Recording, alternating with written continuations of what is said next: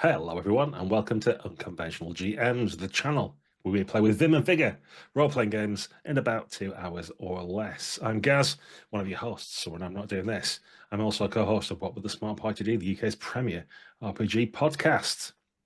Well, tonight we are going to bring Blades in the Dark, which is a game by John Harper, where you play scoundrels, thieves, vagabonds, cutthroats, and people with philosophical views, it turns out, for our particular crew. We've done one session of this before, so if you want to check it out, do go to the playlist, have a look, see what happened to the crew last time, but this will be a pretty much standalone session, so it doesn't matter if you haven't seen that, you can watch them in any order, it doesn't matter. So, without further ado, let me pass you on to our crew. And at time of recording, it's Victory in Europe Day. So I've got not only someone from England, but from Holland, Germany, Ukraine. We've just basically gone across Europe and got as many people as we can. That's what we've done here. Let's start with my co-host on Unconventional GMs. Guy, how's it going? And who are you playing? It's going brilliantly. Yes, I am the one from England. I'm Guy Milner, co-host of this, and also blogger at burnafterrunningRPG.com, which has got loads of Blades in the Darkness stuff on it if you want to check it out, if you're interested in the game. I am playing today as part of our cult of the Ember Sparks.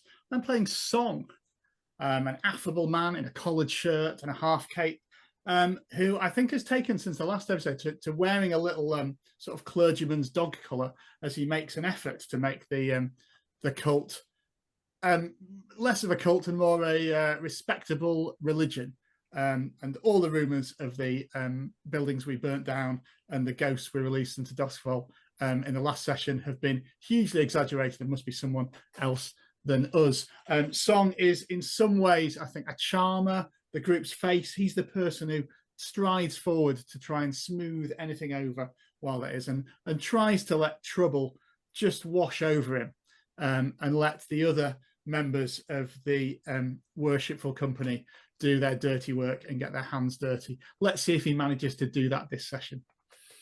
Yes, indeed. Let's play to find out. And then when you have a song, of course, you have an echo. Tasha, how are you doing?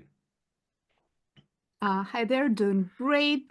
Cool to be here again. My name's Tasha. I'm co-founder of Ukrainian tabletop RPG channel, YouTube channel, Idea Roll, and joining you from Kyiv, Ukraine.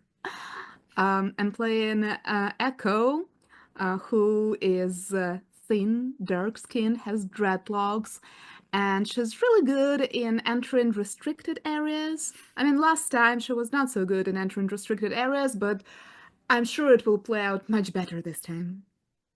That's right. You just needed to practice run. I'm sure this will be much smoother. And of course, echoes, sounds in the dark, they reflect nothing more than ghosts. So who's playing our ghost girl? We have Olga. How are you doing, Olga? Well, I'm deeply offended because for the second time in a row you called the Netherlands Holland, but I'll forgive you. I'm Olga. I wrote a ttrpg. Check it out. It's called Eternal Grind Cafe, and you can fuel your rage at the world into that game for catharsis. I'll be playing Alice. Alice is a mousy orphan from the Underdark who just turned 18 and has been picked up from the laundrettes. And after a minor misunderstanding with the cult where she was definitely not a human sacrifice, she now is inhabited by Mr. Hush, a demon that rides on her shoulder. And people are not really sure who's in control most of the time. Sometimes Mr. Hush comes out. He's not always in control, right? It's probably mostly Alice. She's like wears a mousy apron, beige clothes. She's a bit grayish, and her apron is stuffed full of socks at the moment as she scuttles along the water tower. And from the small to the large, we have Sebastian playing Walt. How are things, Sebastian? Hi, I'm good. Sebastian, and I will be playing Walt. Walt is the bruiser of the crew, the one that is there for the muscle, not the brains, and pretty much one-man punching machine. However, to get a bit rid of his stress that he occurred last time, he had a lovely tea party with his little cuddly plush cat called Josephine. So that's Walt for you in a nutshell. Wonderful stuff. And so it is that we go to the rail yards where we see this is probably not the most well-used part of the rail yards, it's fair to say. The trains that go on the electric rails out into the Deathlands are somewhere from this part, and in an old abandoned area where there's a water tower with a rail cart smashed into it. That's where the Ember Sparks hold their council, I guess. As the camera pans in through the doorway, we see a dark, greasy stain on the floor, and one of the brothers, one of the siblings, is scrubbing away because for some reason they just can't get the stain of Brother Aurelius out of those flagstones, even after that highly successful ritual that they had not too long ago. The camera pans up the spiral stair, going up the makeshift stairway to the cult area, I guess we call it, the place of worship and special things. And it heads towards a makeshift altar where there was at one point, pride of place, quite recently acquired the candelabra of If, which had been hard fought over and stolen and blamed on the foghounds for its theft. But where it should be, it's not. It's missing. And we see an aghast member of the Sparks look, and you can see the slightly faded velvet behind where the sun's been coming through and made an outline of the candelabra, but the candelabra is there no more. And that's where our players come in, as wherever you are, whatever you're doing, which you can tell me if you wish, bursts in one of the junior members of the crew, head in hands, going, "It's gone." What's gone? The candelabra of If. The Alice? candelabra? Alice, did you borrow it? You see Alice like furiously stuffing socks under her mattress. No, that wasn't me. I just no. Well, who's taken it? I don't. Well, how could I know? And he looks like a bit shifty, and there's a bead of sweat running down the side of his head when he says this. How could you know? Indeed, that is the question. How could you know? I mean, Walt approaching menacingly. Sure, and like do 1-2 big steps towards him. okay. Take him by the collar and hold him up. You hold him up by ceremonial hood, and he hangs there suspended, his little feet kicking in the dust. Well, I don't know for sure, but Sister Moira said she knew how to use it. She said she's been speaking to someone in 6 hours, but she's been ever so desperate to get back Brother Aurelius. She says she can still hear him, and there were. I know it's forbidden by the strictures, but they were lovers, don't you know? And she said she could bring him back. She thought, but she needed the power of the thing. And I told her it was a stupid idea. You can't have it. We shouldn't use it for that. But she wouldn't listen. Perhaps, maybe. I didn't see her take it, but maybe that's it. And he starts going a little bit red and purple as the air gets cut off. I'm glad you're entirely innocent of this theft, brother. So am I, he says, looking at Walt. For a terrible vengeance we rest on whoever's betrayed us and stolen this item. Oh, thank God it wasn't me. Indeed, you should be glad of that. Yes. Well, lucky you. And I let him go. Where's Sister Moira now then? Well, she said 6 Towers was the place, but that's all I know. Did you happen to overhear something? You wouldn't know, but maybe you investigated a little yourself and overheard something in your innocence that you might remember now. Maybe I heard that the cult of the drowned goddess, the drowned queen. That was it. Yes, the cult of the drowned queen. They're terrible. We don't. Oh, they're almost like the diametric opposite of our scriptures. They believe all the other things. They don't believe in fire and heat and passion. It's all dark and cold and water and loneliness. Well, see, this is exactly why I say we need to repair the water tower and seize all of the water. Yes, we should do. Should I get the hammer and nails now, mistress? Yes, go do that. And he immediately scurries off to go and find a hammer and nail so he can not be in the room with the rest of you. I like that brother. He's got a lot about him. He'll go far. Brother Song. Moira was a spirit trafficker. I heard her talk. She did things. Did things? Yes, the ghosts, they were so They feared her. Well, we don't have to fear her, do we? Do we?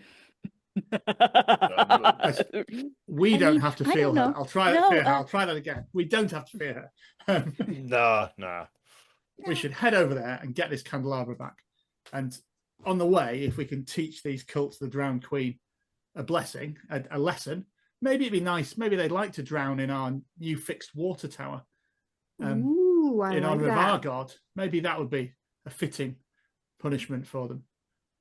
So first we drown them and then we burn them or something. Well, burning someone, being burned is a blessing, is no, is we should something burn them. you award people with, right? it heard quite a lot of echo, actually. Last time Yeah. wasn't fun. If it hurts, it works. That's what it Oh. says in the third book. In the holy book. Does that mean my head works now? Because it hurts from all the words. That's quite right, Wolf. Right, we should assemble and head over to Six Towers, find this cult, find Sister Moira, find out what our link is to Brother Aurelius, and then get our candelabra back. Very well. So we'll cut to a sort of montage scene of you traveling through. As I slash my microphone, you are traveling through the various parts of Doskvol. You're heading towards Six Towers, which used to be one of the most prestigious areas. It's where there was the main families had towers, but you're probably already aware, without even having to try to gather information, that only a couple of the towers remain somewhat intact. Most of the rest have been turned into like squalor and tenement buildings and things like that. There's one Roman house is like an antique castle. There's Bowmore House, which is something like a manor house. The others are in bits and pieces or carved up into smaller apartments or things like that. You're also aware of Miss Shore Park in the area, which overlooks the east of the river, and it's sort of like the Deathlands are beyond that, so it's kind of right next to the electric barrier, which keeps you safe from the ghosts. But it's rumored that young lovers used to go there to commit suicide and that sort of thing, and that the ghosts head around. And even the local soup kitchen is called the Arms of the Weeping Lady. So it's perhaps no surprise to you that someone who purports to support the drowned queen would live in such an area. But is there any investigation, information, tactics, setup, anything else that you do? So the first thing you'll need to work out for your score is how heavy is your load that your character's doing. Are you going in quite light, so you'll be unobtrusive, just a regular load for a regular mission? Or are you going loaded for bear with loads of heavy equipment and things like that? How would you set yourselves up? You can all decide individually and just mark on your character sheet how heavy you think your load is. But if anyone's going super heavy, let me know, because I'll know that you're super conspicuous as well. I am going in disguise. As an yet unidentified disguise. I was going to go as a blue coat, but this used to be an affluent area, didn't it? But it isn't now. No, it's and presumably this park is. Oh, you said a soup kitchen, didn't you? Yes, I will go as a. I'll be disguised as a beggar, I think. So I'm clad in rags. you'll be surprised how easy that is to do based on your current type. I take the 3 nice items of clothing I have off, and then it looks okay. Actually, it's fine. I'll muddy my. Oh no, so I don't need to. We're already covered in ash from the last Yeah. ritual. Fine, I'm going lightweighted, using my fine shadow cloak to hide in shadows, following the song, as proper Yeah. echo should. Very good. I will just go normally loaded. I don't need to bring extra heavy stuff because I can carry enough when I'm just normally loaded, and I'm visible anyway. So. Alice looks like a dirty, starved orphan on a good day. So I think she fits right in with all the soup kitchen clients. Does she have surprisingly good socks on? Or have she stashed them under a mattress? And matching too. Yeah, yeah. No, they're all single socks. Like Okay. she does it Fair like enough. she has a bulge of socks in her apron and there's little colorful fabric sticking out. But No problems. As you get to Six Towers, you notice that there's a definite downturn as you cross the bridge. Let's go over that side. And there's probably bits of information you've picked up from your contacts along the way.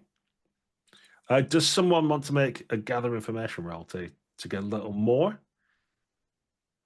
Or do you just want to Sure. try and stumble across what might be the score? What do you gather information with? I don't know. With your eyes and ears and other things. which skill? I think it's whatever you want. Isn't It's, it? as always with this game, is you tell me an approach that you take. It might be going to the library and pulling out old plans for the place, whatever. So in that case, it would be study. It might be going to speak to people who've been there, and then you might say, I use consort to chat to people and find out what's going on in the area, that kind of thing. That skill there, I see that Olga's got a hand. Yes, Alice wanders up to the edge of the forest where she finds a carved tree with names of lovers, and she attunes with like the lovers that committed suicide, and she asks for objects of great potence in the area that have been moved through here, and if they know anything. That sounds exactly the sort of thing you'd like to do. So can you make a roll for me, please? Yes. And yet, Yeah. I rolled 2 2s, and that's not enough either way. All right, stuff the bottom of the screen. Let me just scroll my screen. There we go. Like roll 20 catch up for me. Yes, right. Okay. In that case, what you get like a weird montage of all kinds of people meeting, but not leaving the park again, and then a sort of sense of satisfaction in your belly as you feel the blood pouring into the roots of the trees, and you feel your hunger abating, and you just feel like, oh, quite full actually now. And although there's a weird metallic coppery taste in your mouth, you end up pulling away from the tree just feeling like quite happy and content in some ways, but then realize that you've not actually learned anything in particular about what's been going on. Mr. Hush is purring.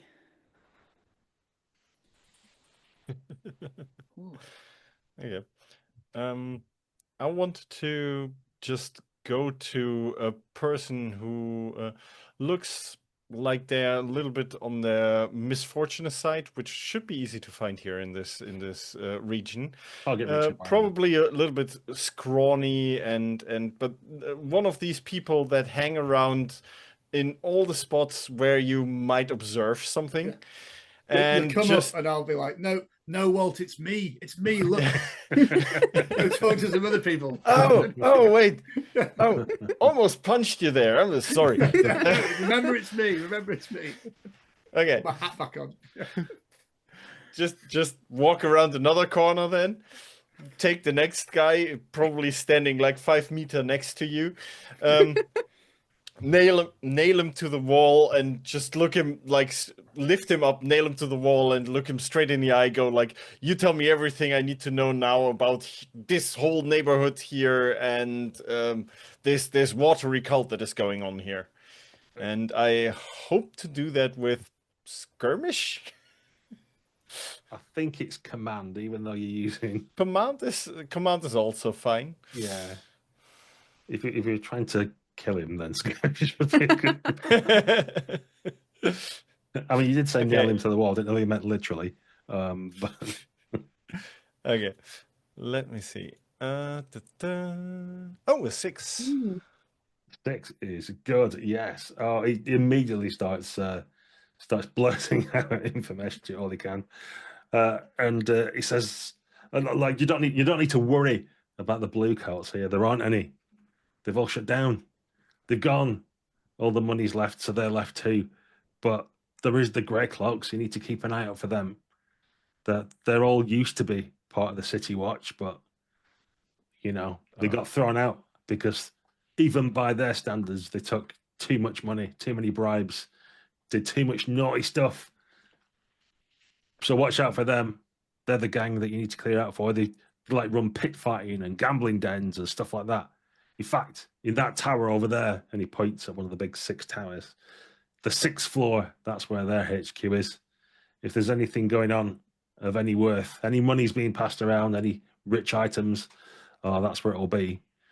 Of course, that is apart from the Circle of Flame. And he looks around conspiratorially, even though he's been dangled off the floor and pinned against the wall. There's some rich types, some nobles and others. They're still here. They're still up in one of the towers. They're looking for artifacts. They want to collect all the ancient artifacts for some demon or something, or a sorcerer, or maybe a demon sorcerer, or a dead man, or a demon dead man sorcerer. Something, one of those, all of them, one or all of those things. So they're looking for the artifacts of Kotor. So if anyone wants artifacts, it could well be then.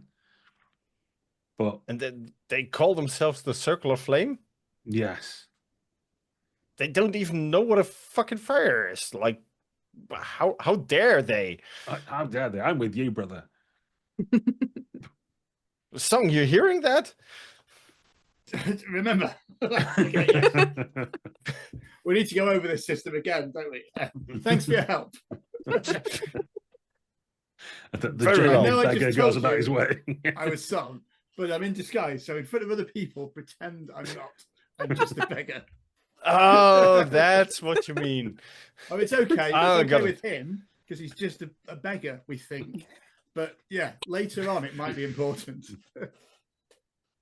Okay. That I will remember that. I will be sharp. Good work there. We've got some good information there.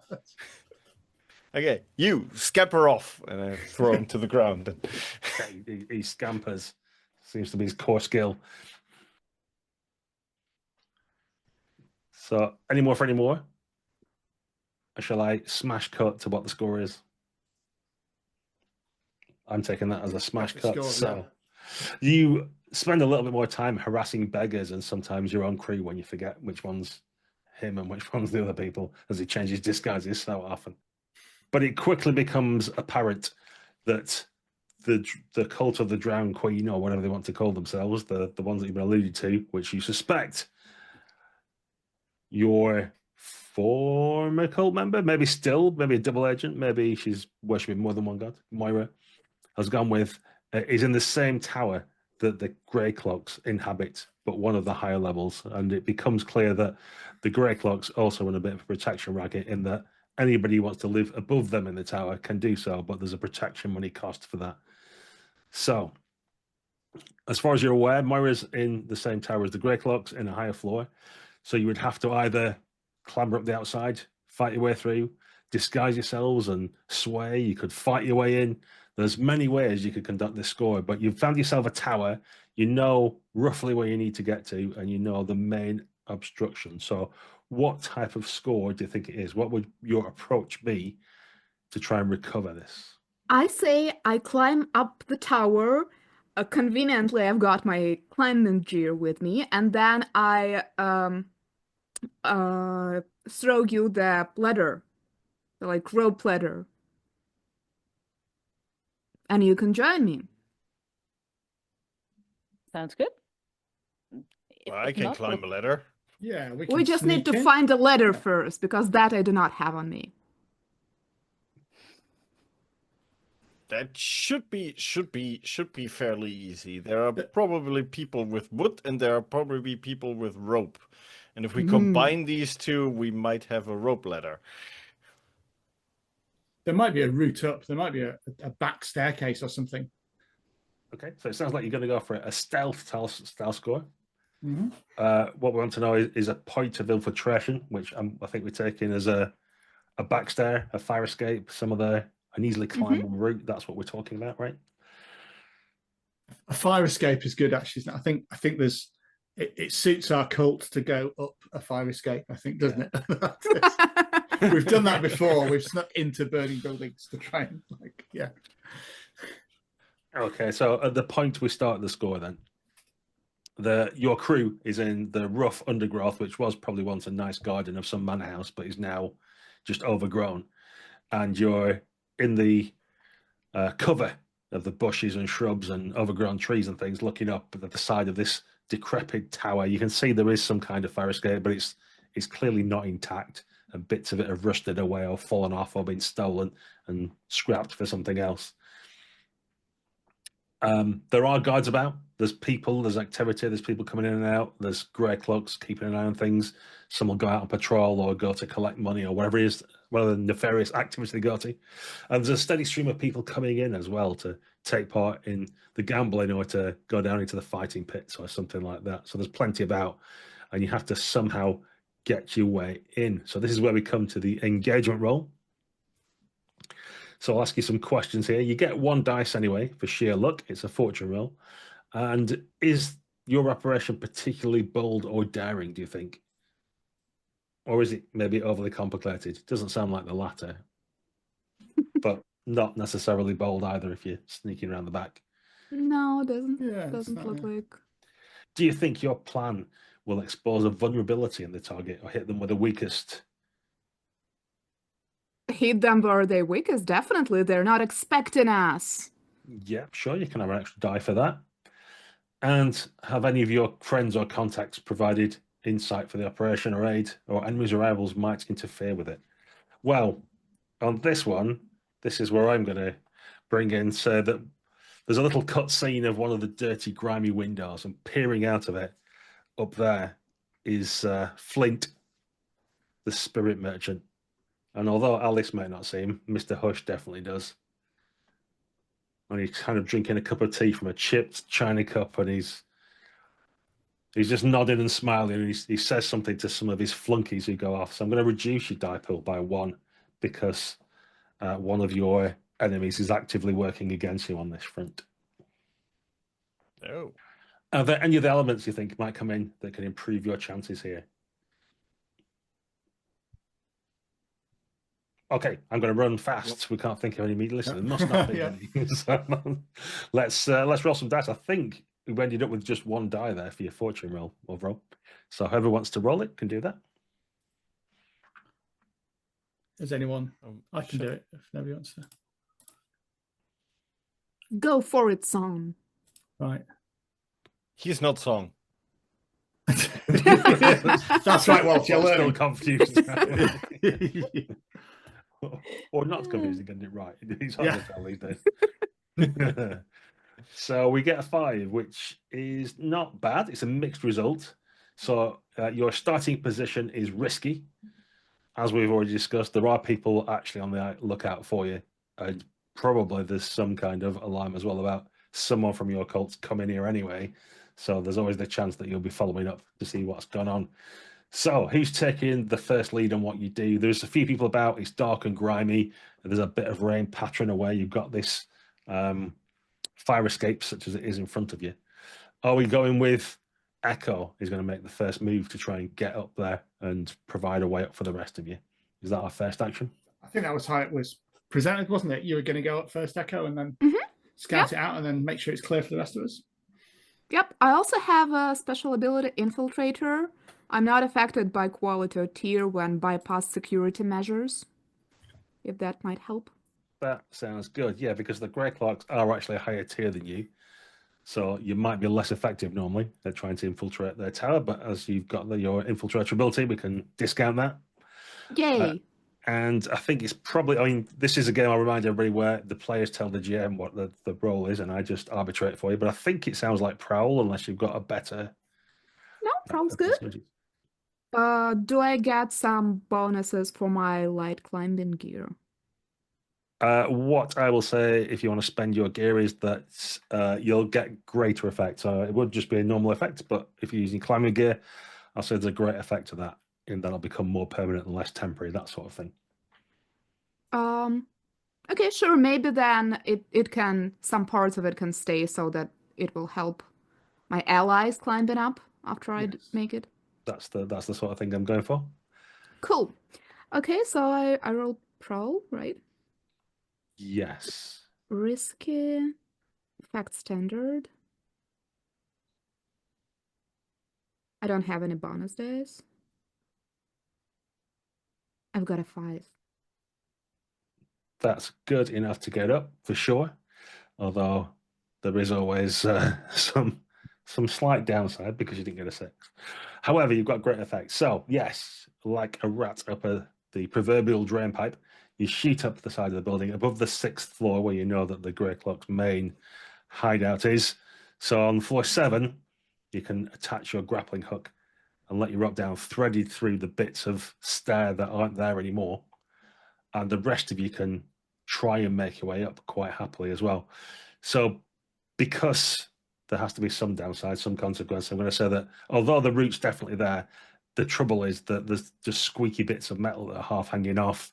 There's bits of broken glass that someone might put a foot on, all the rest of it. So you're all definitely going to get up if you climb using this route, but there's a chance that you alert someone to your presence, and that's what the downside is. So I think we need a group roll where you all get to make the requisite roll. And I think, yeah, unfortunately for you, Tasha, because you led this, it means that every time someone fails, then you get a point of stress as you're going, no, don't stand there, and that kind of thing, and trying to guide them up from above. So everybody gets to make a roll. You can do it. It's prowl, isn't it? I I imagine think for it's us all. prowl because it's, traversing, climbing, unseen, Yeah. that kind of thing.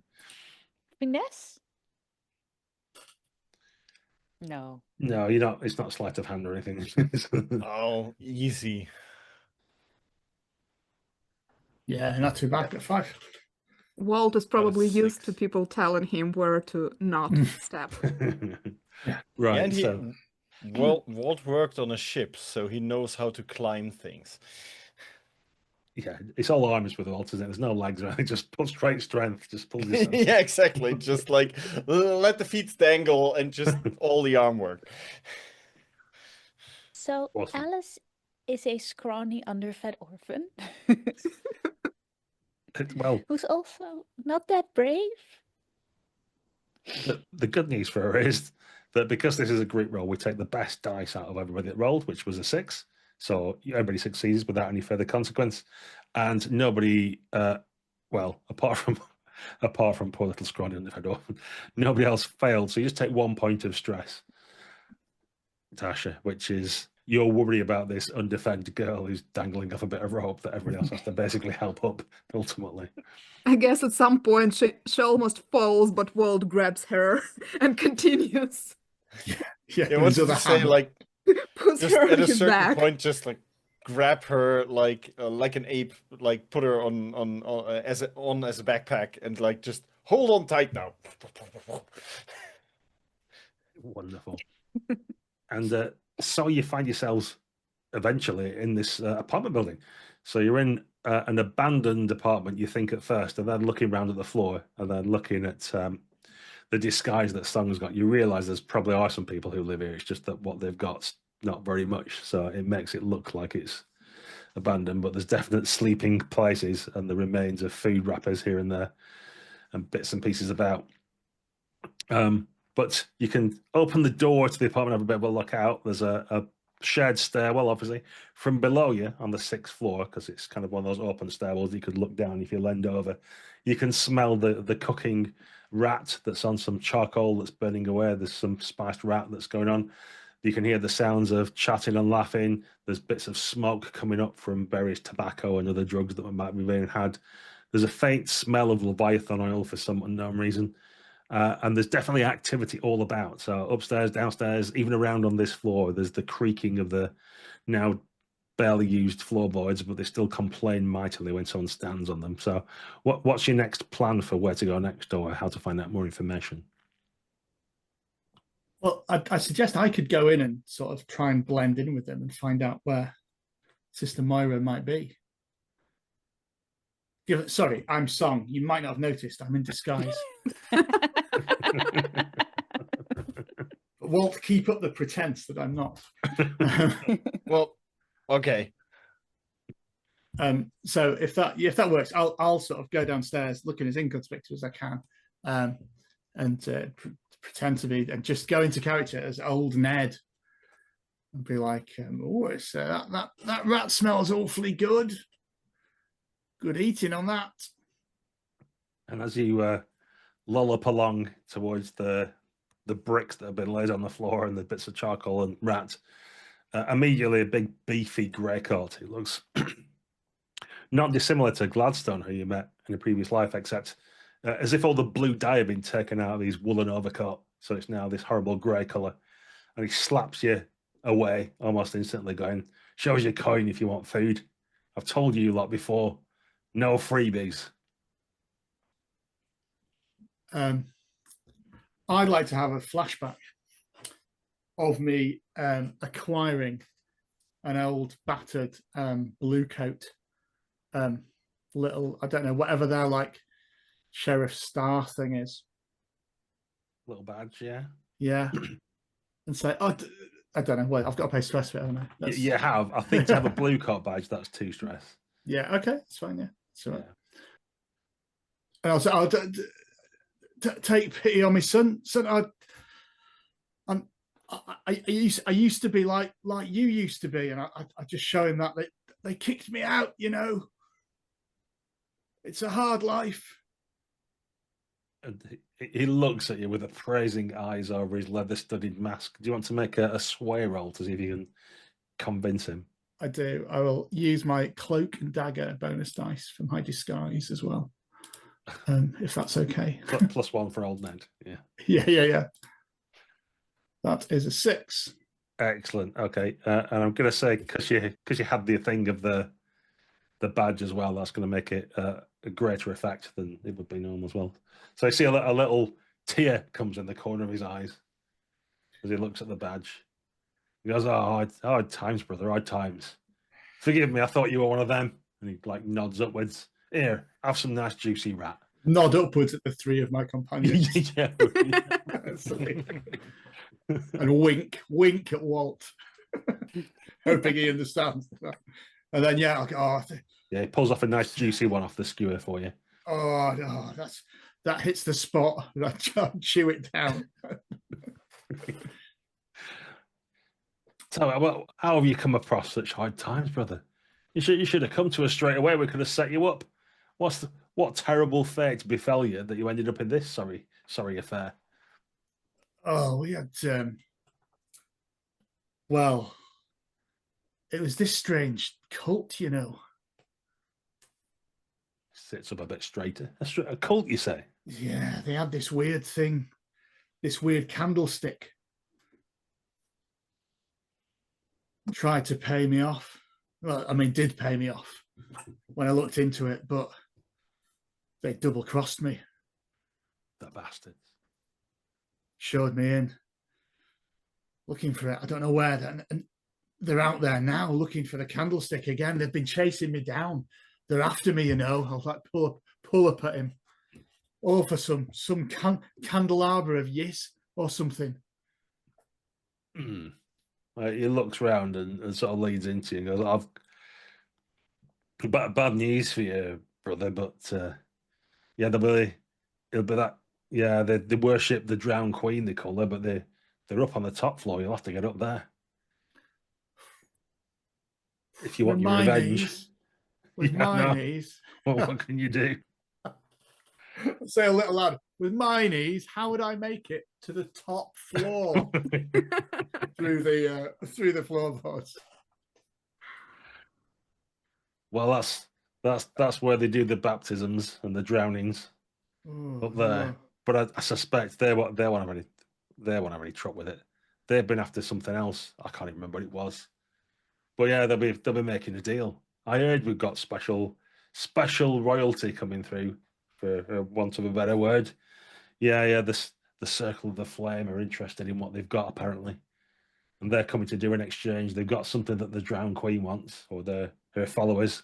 And they're going to do the exchange. We've already been paid off for today. They come in, and he gets out his little pocket watch and goes, "Oh well, should be within the hour. We're to let them through apparently." Right. Well, I've got no interest in getting involved in anything like that at all. No, I'll just sit here and have my rat out of the way and hope that they just pass me by without me taking any interest in that deal that's going on at all. Good. Well, if you spot the one that double crossed you when you see him walking up and down, let me know. I'll let you know. Yeah, Me and the lads will sort him out. And then before you know it, there's someone else trying to steal some rat off the barbecue, and he's got up off his feet and he's cracking heads together. And some of his brothers are coming back with the latest bottles of booze and stuff they've got from around the way, and you've pretty much forgotten about in your little corner. Yeah, well, that's exactly what I want. I was trying to sort of slip back and away. And actually, I'd like to try and get a message to the three of them to say that's happening. Whether I don't know, have chance to do that while he's distracted, like pass a note up the floorboards, and then I stay incognito down here. I don't know. I think you've been talking loud enough. If you guys have been paying attention, that you could just have picked up most of that if you're happy. Mm-hmm. Yeah. So, yeah. I'll carry on chewing rat then and leave them. yeah. You wait upstairs, and it looks like he's, ended up getting a few like breadsticks to go with it, some of the stuff, and he's settling down. He doesn't look like he's coming back, to be honest. I didn't even know he had bad knees. Such a good roll, wasn't it? Everyone's fault. Shall we go up then? So Yes. how many? We are on the 6th floor. We're on the 7th, yeah. They are on the 7th. You're on the 7th? Guy's on the 6th. And the cult is up on the roof, which is on the 20th floor. Okay. On the 20th. Dear Lord, on the 20th. Do we see any lamp oil? Yes.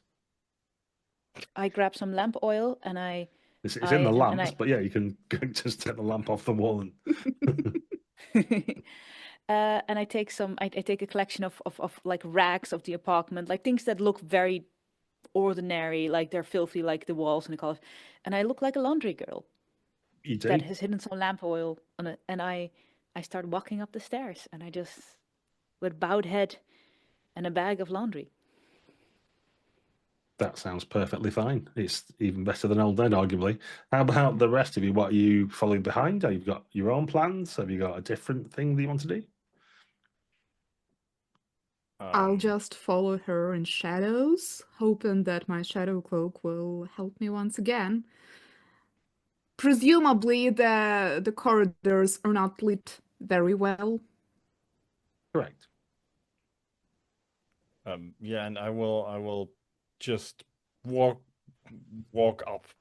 Other things don't make sense to Walt. Like he's very simple. He just goes up the stairs. Okay, so are you like sort of like a flight of stairs behind Ghost Girl all the time, just sort of like lumbering up? She really skips up there. Okay, no problem. Ghost Girl, you get a couple of flights of stairs. There's people about, but no one really notices. You do like slip away. Echo, you're not having much problem just skulking around the shadows behind your head. And what people are just, there seems to have like an exclusion zone around you where people aren't getting anywhere near, so you can just wander up in your own sweet time as it happens. As you get to the 10th floor, though, Ghost Girl, a door opens near the top of the stairwell just as you're about to take a turn and head for the next flight. And you see a guy in a black suit. It looks reasonably good compared to the rest of the tower. It looks like he's a well-to-do person, perhaps a merchant or something like that. And he sees you and goes, "Oh yes, this needs cleaning up. Come here." Yes, sir. Right, we've made a mess, but I think just sort it out for me. And you notice he's wiping his like pocket square on bloodied hands and getting most of the blood off, and he sort of points into the room and says, "Go and clean it up." Yes, sir. Right away, sir. And I scuttle in the room, but I say it slightly loud enough so that Echo can hear it at least, and maybe Walt. Okay, you scuttle into the room and you see it's like a junior suite almost. You might describe it, although it's not a hotel. It was someone's house at one point back in the day, but it's been converted into kind of like a junior suite. So there's a bedroom off to one side, a little bathroom with a sort of standing tub, and a living area. And within the living area, there's a young man who's not got anything on, face down, and around his sort of head and chest area, face down, there's this slowly expanding pool of blood. You can see there's a razor cast to one side, the pile of crumpled clothes by the bathtub. I go towards the crumpled clothes and I try to like poke the guy like carefully to see if he's still alive. He looks deathly pale, but there's a little wheeze that comes out of his voice when you poke him. It's just like that ripples across the blood. Is the fancy man still there? He stood in the doorway, just kind of looking up and down the corridor. He almost seems to look directly at you, Echo, but as you like pull yourself back into the shadows, and you can hear the steady thump of Walt's big boots starting to make their way up the stairs. My apologies, sir. I need to move you as I need to get the carpet under you. And I try to very carefully roll him over to see if I can see his face and maybe staunch bleeding while I do that. You could definitely try to do that. My apologies, sir. 1, 2, floop. Okay, so for all intents and purposes, you're trying to look like you're doing the job you've been asked to do. Is that what we're? Yes, Right, very as good. polite as possible. Mr. Hush is trying to eat his soul if he dies. But that's Right. another thing. Yes, I think that's definitely what Mr. Hush is going to do. As you flipping this person over, just opens the rent in the side of their neck wider, and the last of the life exits them. Mr. Hush isn't going to be quiet about it though, so I'm going to need a finesse check from you to try and keep it on the down low, shall we say, rather than be a really messy, loud affair. Very well. Is it risky? I think it is just risky at the minute. Yeah, it's not quite desperate. No one knows what's going to happen.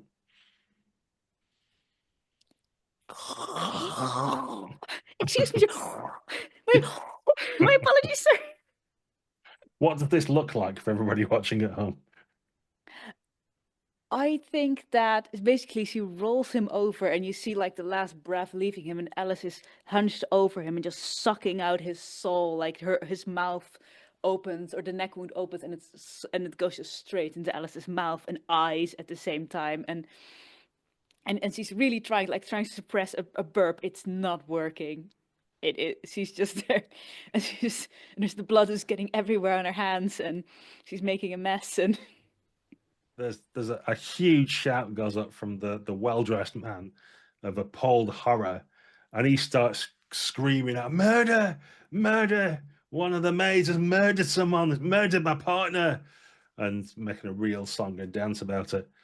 The sound's barely getting down to where the grey carts are, but one or two are starting to look. What's all that shouting about?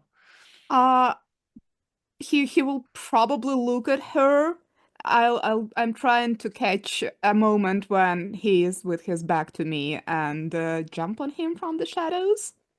Yeah, Can definitely. I aid Echo by basically giving the full Mr. Harsh treatment where my head goes 180 towards him and it says, "Shut up," but the eyes are like glowing and they're just a mouth of fangs. You can definitely that. You take Mucks. 1 point of stress to give Echo an extra dice.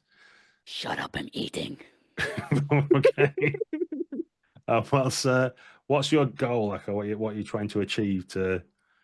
I'm hoping to silence him. I can cut his throat if it takes it. Yeah, I wasn't trying to be awkward, but when you say silence him, what do you mean? Silence. Well, I mean, What do you mean? he looks like a big man, yeah? Yeah. And he already caused some trouble, so it will be probably safer to try and cut his neck. Permanently silence him. Yeah, Okay, very good. Yeah, very much. You can do that. You're getting an extra dice for the help that you get as well. Thank you very much. I think is it skirmish or what do you think we're using here? I guess it could be prowl if you throat cutting. Yeah, backstab is prowl, isn't it? Yeah. Yeah. Yeah, literally And says reverse, throat yes, cutting. prowl. Yeah. Okie dokie. It's risky and Yes, it's just risky at the minute because there's no and one bonus dice, right? Yes.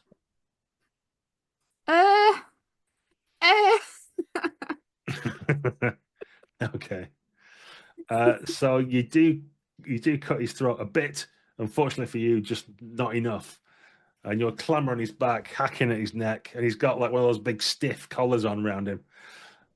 So unfortunately, the blade doesn't go all the way through as you hoped it would if it was just some beggar or someone else you'd normally shank in the dark. So his thick, well starched collar saves him, and he just starts screaming even louder and shouting. I think at this point, that's when other heads start appearing out of doors as people wonder what's going on. The grey cloaks start to reluctantly start to argue amongst themselves about who might have to go upstairs to sort it out.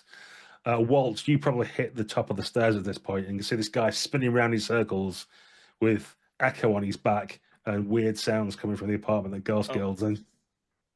Yeah, I'm rushing towards him, taking him, and probably like just take his face and punch it in the wall. Sounds like a skirmish to me, unless you're going to tell me different. Yeah, no, that was what I was going for. He has a thick head.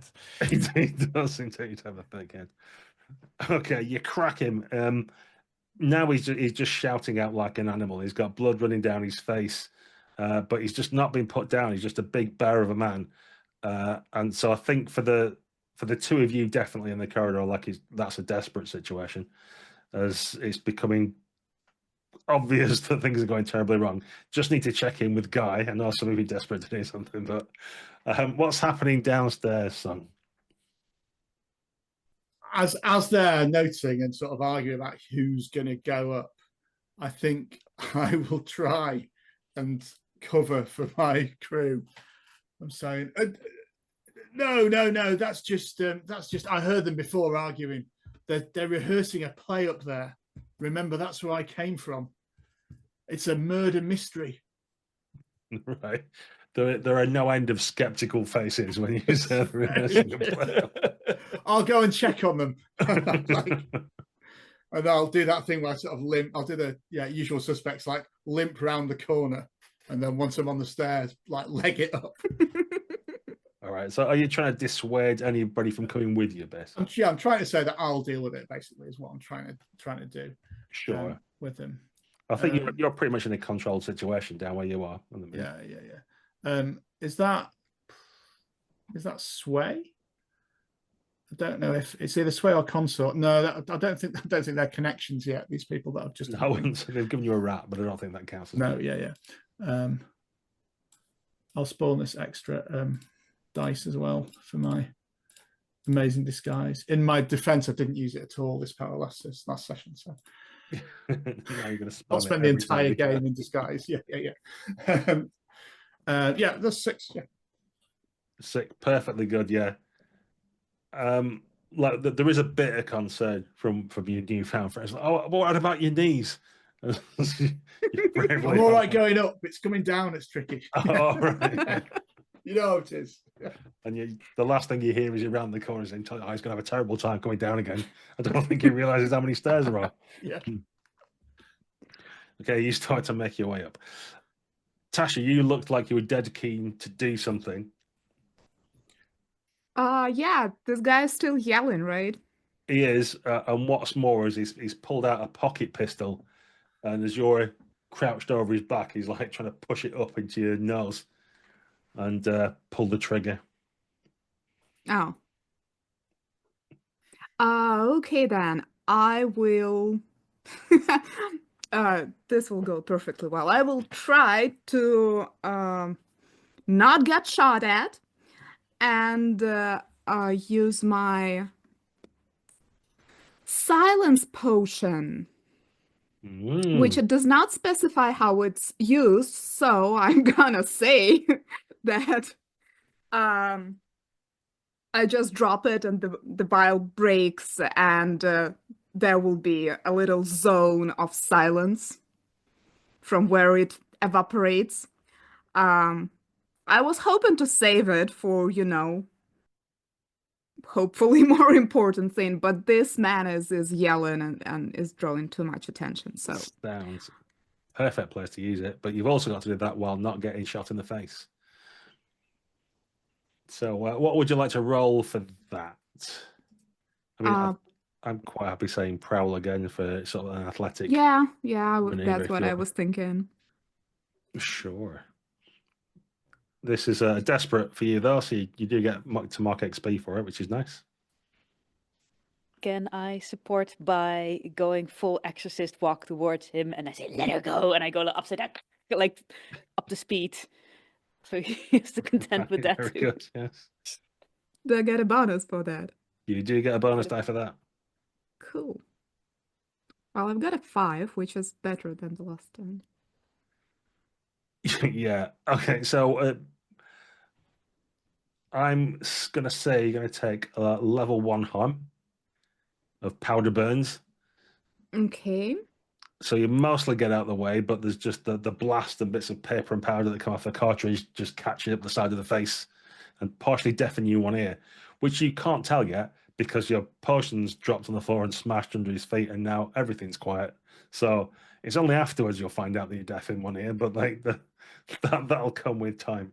But although silenced, you can still see this man raging about Walt. What do you want to do about it?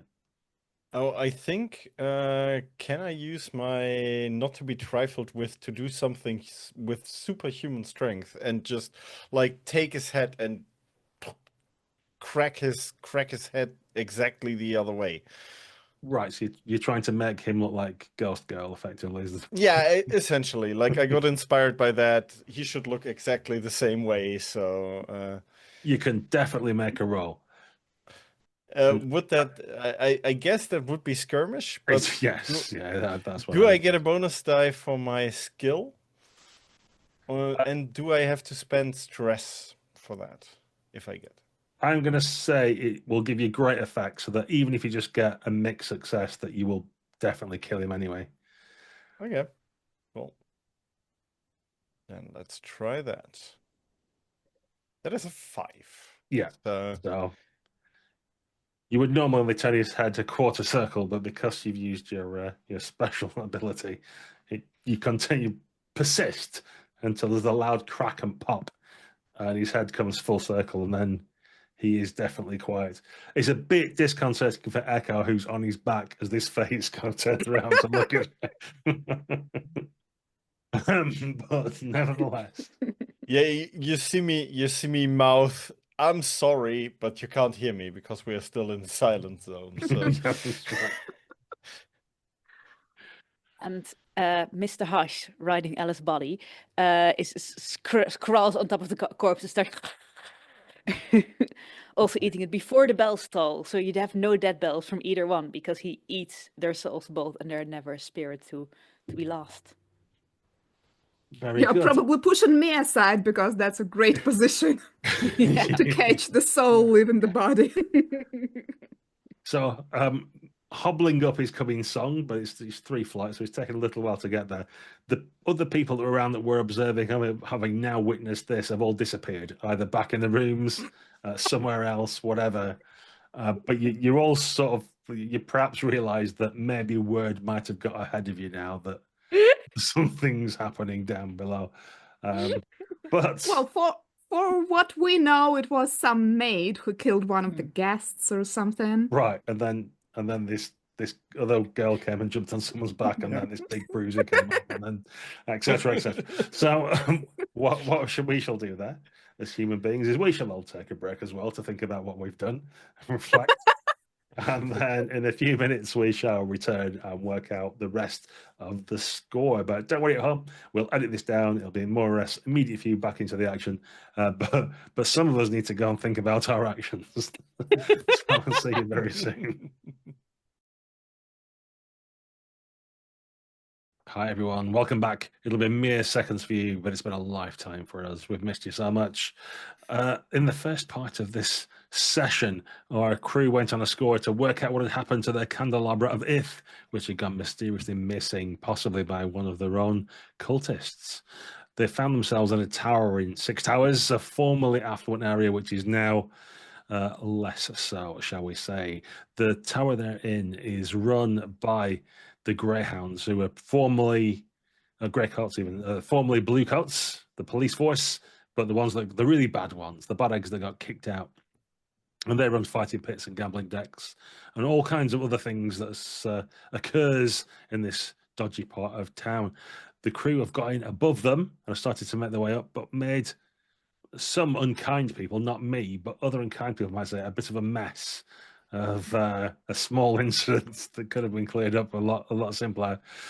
So now the building's on alert that something is afoot. They're aware that a rival cult is on the top floor of this building, and that an even higher tier gang will be arriving soon to make some kind of exchange for mystical objects.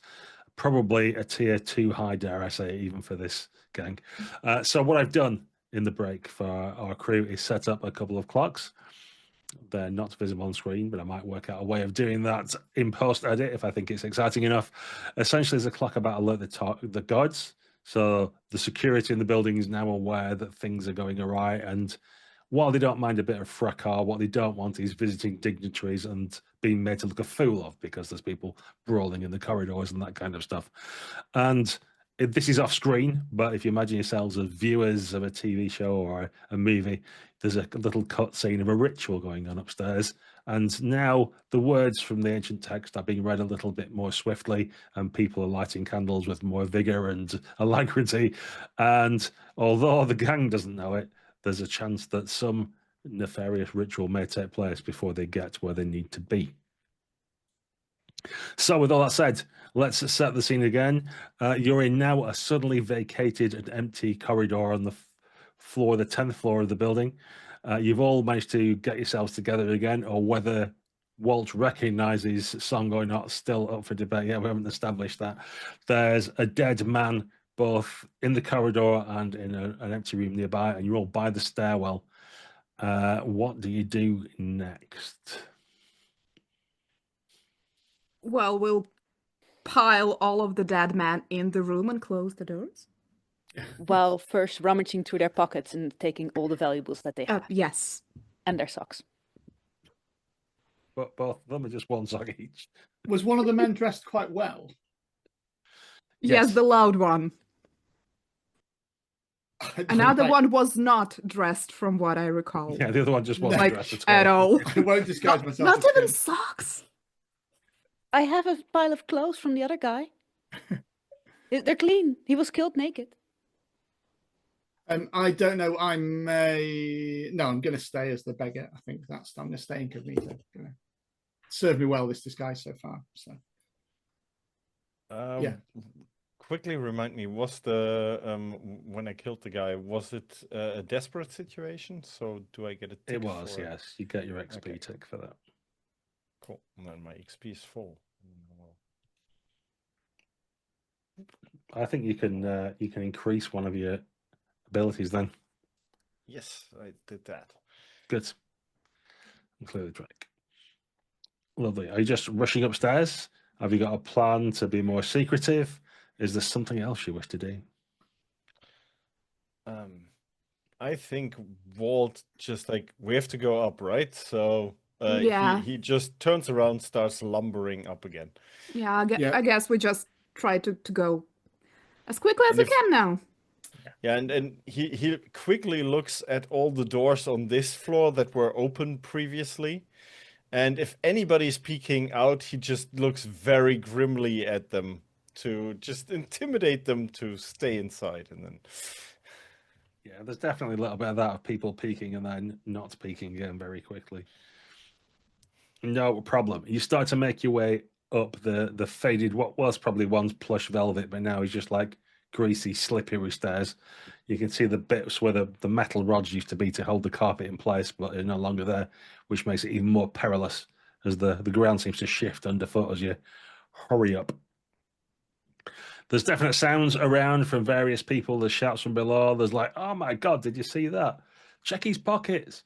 And various other things as they're perhaps not as salubrious as they once were guests of this place start to investigate what's occurring. And you make your way up the 11th, the 12th, the 13th floor. And I think I'm going to call for a group roll at this point because you're trying to hurry, I think. But there is an element also of like not being impeded by anyone and pushing your way through to a certain extent. So I think this is going to take someone to lead a command roll just to, through force of presence, get yourselves up the stairs without being halted, stopped, accosted, or otherwise followed. So who would like to lead that? Walt's good at commanding, aren't you? And he was also first Yeah. Russian upstairs. I'm In the not fiction very ones. good at commanding. I at least have one die in it, so it's better than most, I think. So I will just go first. It also makes narratively more sense to, like, this big bulky dude just running up the stairs and pushing everybody's aside. Sounds great. Can As it's Yeah, a I group guess- roll, everybody gets to make a command roll as well to take part in that because it's a group action. If you will. So I Never rolled a mind. 6, so I- you don't need- I think there is a scene when, after we're done with the room, we're sort of looking at each other awkwardly, not sure if we have to continue stealthily or not. And then Walt is like, "Come on," and leads by example. So we follow. it looks that way, and it looks like no one failed the roll. So there's no stress for Walt either, and we got plenty of 6s, so it all works perfectly. So it is indeed the 13th floor. You've got to without any trouble whatsoever, no stress. This is exactly the sort of thing you've trained for. And then when you get to that 13th floor, you notice that there's a marked difference. Where there was the runner, the big carpet that ran the length of the corridor, that is gone. It's just the bare wood, and the wood doesn't look as rickety, perhaps, as the previous floors. In fact, to you, Walt, is the thing that arrests you at the top of the stairs and makes you stop while everybody else starts piling into the back of you as you sort of come to an abrupt end. But it looks almost like it's the deck of a ship, even down to you can smell that briny sort of seawater. There's a slick almost look to the wood as if if it's damp and moist, and you can almost hear the cry of gulls or something, some kind of shrieking in the back of your ear, and you immediately see that the wood's got whirls of writing, scrimshaw you might call it if it was bone, but there's this kind of strange writing in all the bits of planks all the way up and down the corridor. oh, I think we found our sea cult of the drowned. What was it? Woman, god, queen. Well, shall we carefully continue? And I look at everybody. I try to attune and compel the ghost to protect us here. I say, whatever nefarious influence here, you will be our shield, you will keep us safe. And I start violently praying for the Ember Knight, and with a little push of Mr. Hush, who's very happy and fat at the moment. Yeah, can you make me an attune roll? It's going to be risky standard.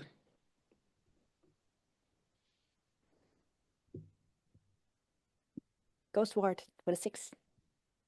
So I need to scroll down my roll 20 again. A 6, perfect. Okay, you see for a minute as you look down, your vision seems to like flip sideways, and instead of being like a floor, it's more like a wall. And as you look down to one of the windows, you can see the black churning sea ahead of you. It looks like almost you feel like as if you stepped out, you just fall down and like next to a mast and into a depthless ocean, and then the ghostly vision overtakes your eyes again, and you can see the steps to take, the bits of knotted rope that I guess you couldn't see before, but you can now, and you're able to pad your way just over the corridor. And to everybody else, I guess you just see that the young lady with you is just like really carefully stepping on bits of floor that look no different to the rest of the floor to any of you, but happily nothing different occurs. She steps through and you're on the steps without any problem at all, and presumably nobody does anything weird or different. Please let me know if you wish to take a different approach. Otherwise, I guess you're just following in the footsteps, quite literally. You do so happily. You get up to the 14th floor, which once again seems more normal. It's probably a little bit more affluent here, though. You've noticed it's not quite as dirty. You wouldn't say it's posh by any stretch, But you suspect as you go further and further up, the higher you're getting up the tower, the more money people have had to pay for protection or things, and you're getting into a nicer area. It's at that point when you're going from the 14th to the 15th, looking at the stairs, you see your cultist Myra. She's coming running down the steps towards you, almost runs into you, and halts herself halfway down the flight of stairs. She's in like a sackcloth or something like a really coarse cloth dress, like floor length. Her hair's lank and matted to her face. She looks like she's just been half drowned, someone might say. She's completely doused in water. The bits of face paint that she had are down in black tears down her face. And she just looks at you all in like she doesn't know what to do. Bessie just stares open mouthed when she sees the four of you assembled at the bottom of the staircase. I say, Walt, grab her. It's me, Song.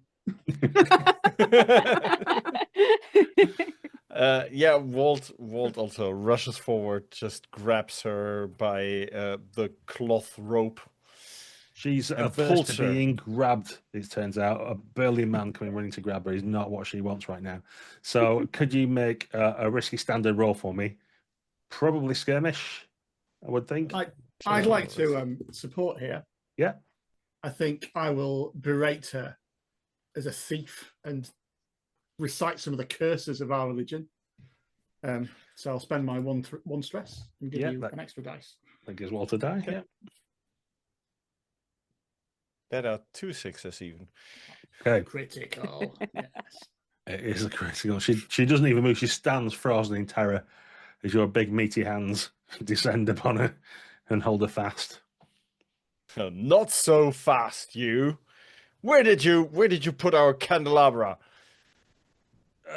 I didn't put it. They made me. Yeah, sure. I would also say the same thing. Who made you? The drowned. They made me do it. They said they could bring him back. They said he could bring him back to me. Aurelius, poor Aurelius. You remember him of gentle face and soft tones, with his magic hands and warm breath. Oh, the fragrance of him. I can imagine it even now. They said they could bring him back to me. All they wanted was to borrow it. That's all they said. They said I was going to bring it right back. He's put a smear of goo at the moment. As will you be. If we don't find that candelabra, you'll be with him exactly where he is now. Aurelius had the highest honor of our religion. Yes, so she will be not with him. She will be drowned for her sins. Yeah. She will not go into afterlife with him. That's what they've just tried to do to me. They lied to me. It was all a ruse. They didn't want to. They wanted to keep it, and they tried to drown me in their ritual. Well, we will drown you with no ritual. No worries. I don't want to drown.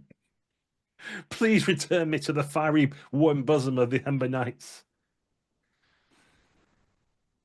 I mean, we'll take you. Yeah, we'll take you with us, and we certainly will. But we need to get the candelabra back that you've lost for us first. And how successful we are in getting it back depends. Are you giving her an honor to try and prove her loyalty back to us? Oh no, I'm just letting her determine. And I'm winking at you. Yeah. Oh yes, that's what I'm doing. Yes.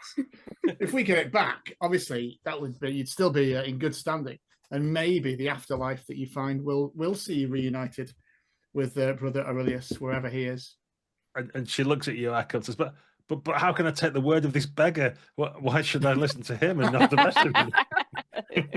I shall. Yeah, it's me, Song. Remember.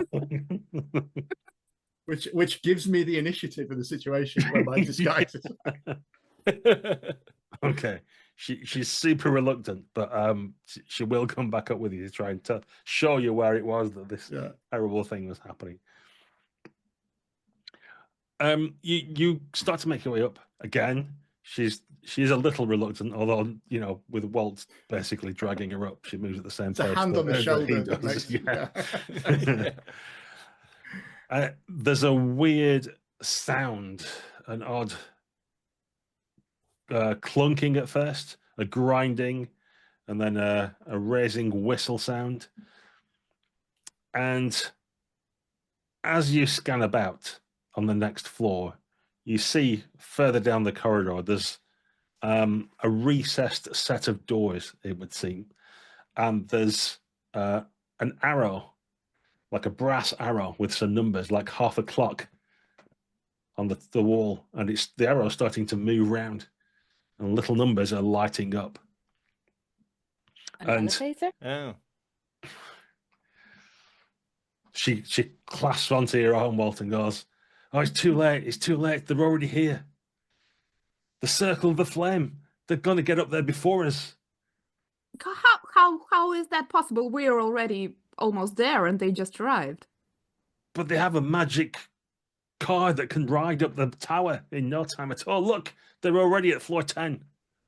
If only someone could destroy it. If only. And she shakes you by the shoulders. What are we to do? Yeah, I imagine there is an elevator door Yes. that I can like force open. Mm-hmm. You can certainly try. Okay. What do you want me to roll? Wreck, probably. I Wreck guess? is exactly the thing I think you should be rolling right now. As you sort of like looking through it's like one of those concertina metal grates that you've got to pull apart first, and then there's the another door beyond that. But you can definitely hear something whizzing up the tunnel. Yeah, I Right, think a I will shaft, basically. spend 2 stress to use my not to be trifled with again, to do something with superhuman strength, which is racking up the elevator, and if I would get a bonus die for that. Sounds good to me. Okay.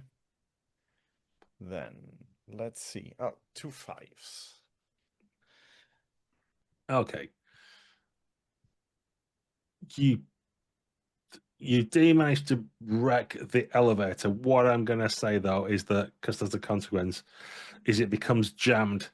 So it's speeding up. You manage to wrench open the doors and like smash at the mechanism and the wires that are pulling it up to halt its progress.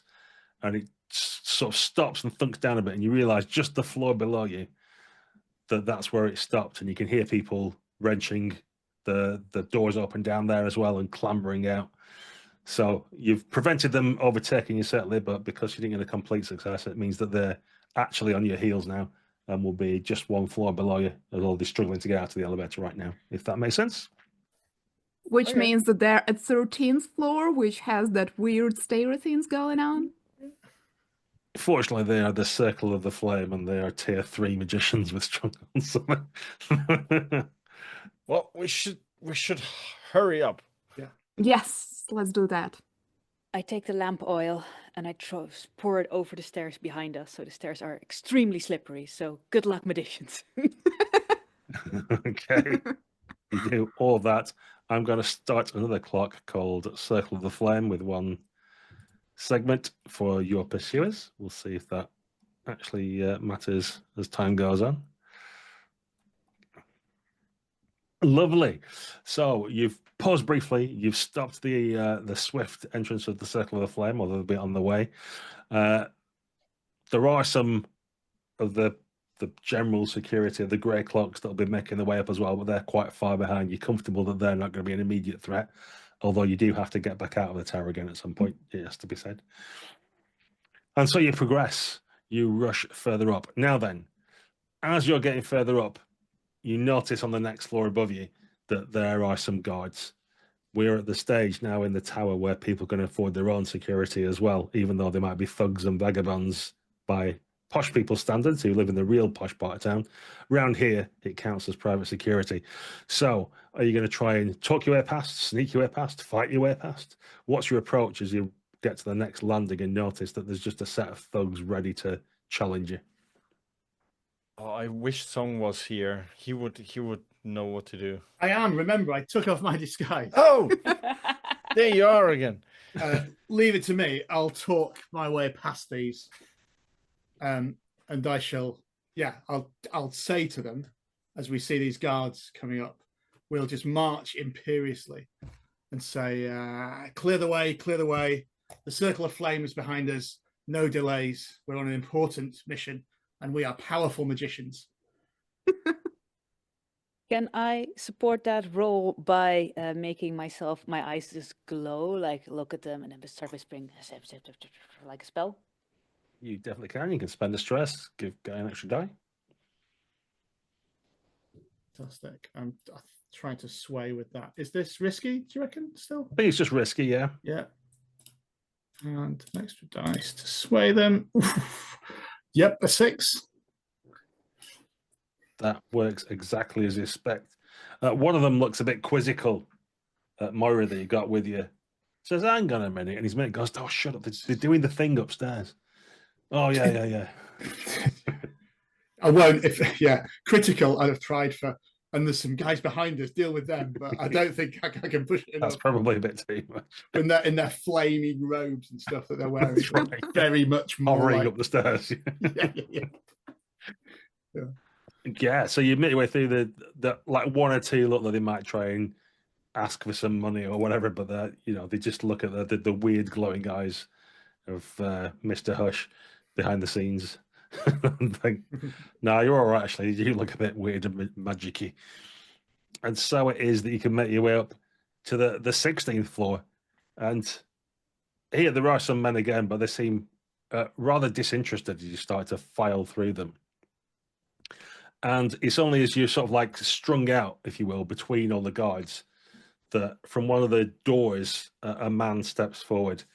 And particularly Alice would recognize Flint, the spirit trafficker.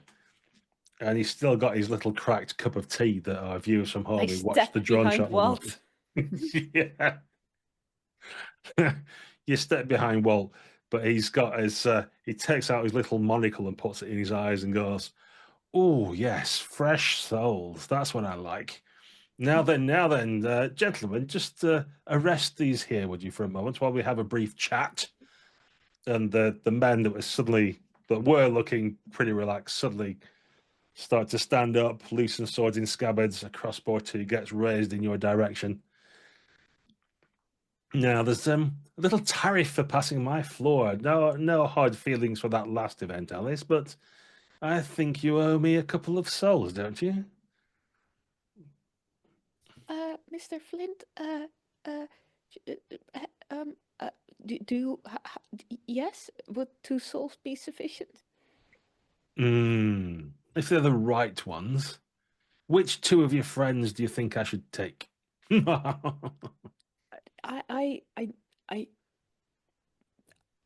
I can provide you with souls if you want to, Mr. Flint. Yes, your souls here. There's 4. He looks at you, 5, and then 6, 7. Oh, there's 8. Oh, yes. like a cat, like with a hairbrush. And I basically start vomiting ectoplasm with 2 souls that are actively trying to attack Flint. I'll push myself with my compel ghosts, and they come for the spirit trafficker who has not saved them and has not been their salvation, and they are now cursed to roam, and they are sticky and very tangible for ghosts, very sticky, and they are just clawing at him. Also, I think they're like oozes, so I don't know what swords do, but I'll mark 2 stress and. You can Anyone definitely you can definitely make an attune roll to try and do this. It's going to be limited effect though, because as you might expect from a spirit trafficker, he's quite well warded and protected from things like this. But the men around him. Yeah, well, that's their problem as far as he's concerned. So at least a 6. 6 is good.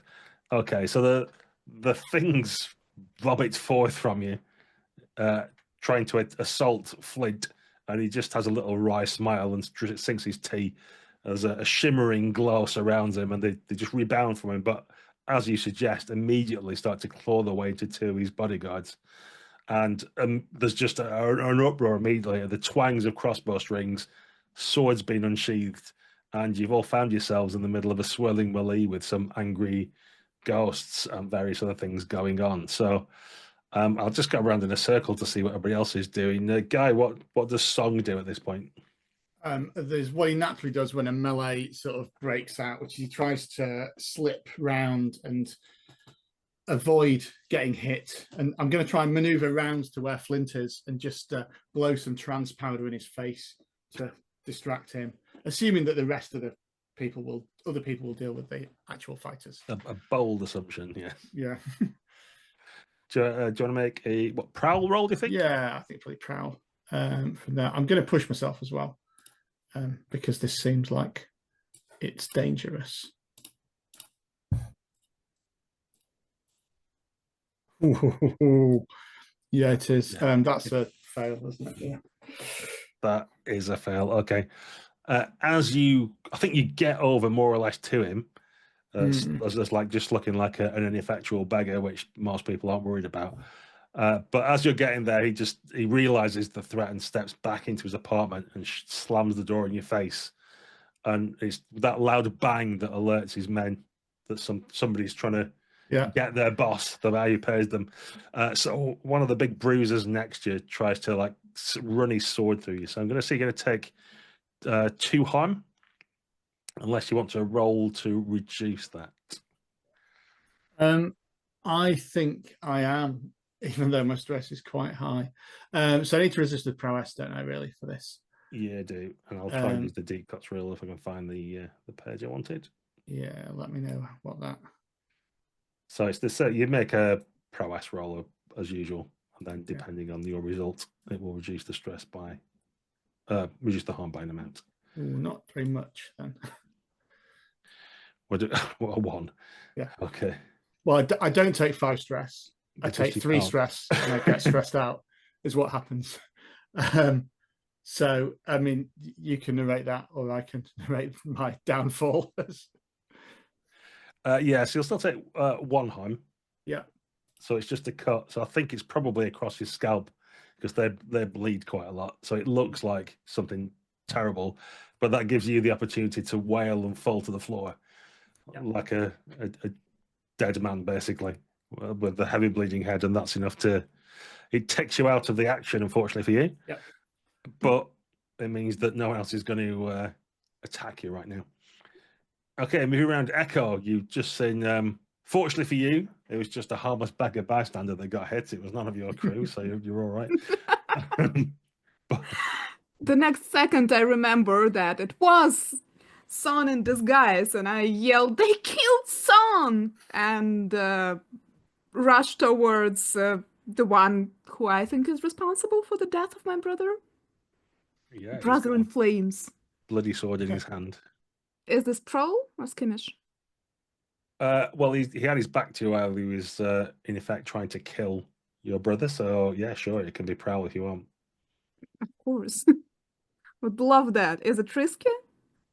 I think we're now desperate, aren't we? Because one of the crew's been taken out and there's lots more baddies around.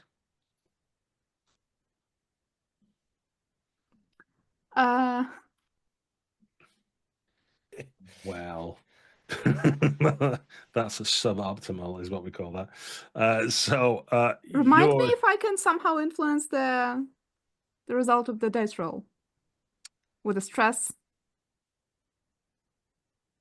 Not after it's been rolled. Like you have to sort of front load everything, so you can push yourself or take a devil's bargain to get extra nice, that kind of thing. But it all has to happen up front, unfortunately. So I'm going to say you're going to take 2 harm as well, unless you want to try and resist that. Of course. What do I do for that? You make a prowess roll. Yep. So you'll take 6 stress minus the highest die you rolled. So you take just 1 stress.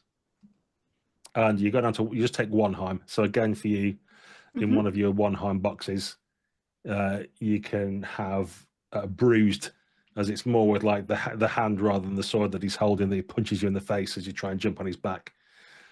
It looks like he's basically the big bruiser of the guards. He knows what's going on.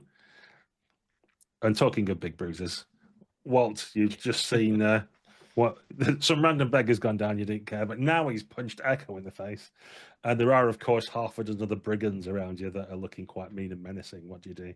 Yeah, I will spend 2 stress to use my not to be trifled with to engage an entire group in close combat. And I would take out my fine heavy weapon that I will use to, like, I think it's like sort of a baseball bat, but then in huge, like a really big 2-handed club that I usually carry around. And I think I will just try to punch them in a way that they will fly down the stairs, because there are still people behind us that are coming up, and we don't want to face them as well. So, trying to push the entire group towards the stairs.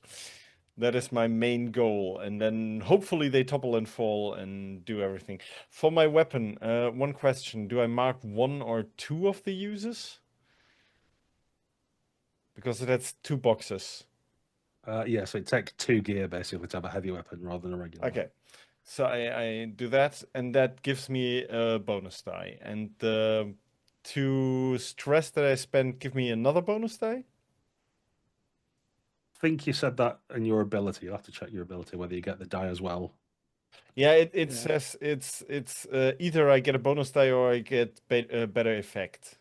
So Yeah, you Yeah. don't get it for your weapon normally, though. You don't get anything for Okay, gear. so you're going to get, overall, with all the things that you've got, you're going to get 1 bonus die, and we're going to go for great effect that you're going to try and get all of them down the stairs. okay, so 1 bonus die, and it's desperate. It is desperate now, yeah, so you get some mark experience as well. Great The effect. stairs okay. are oiled.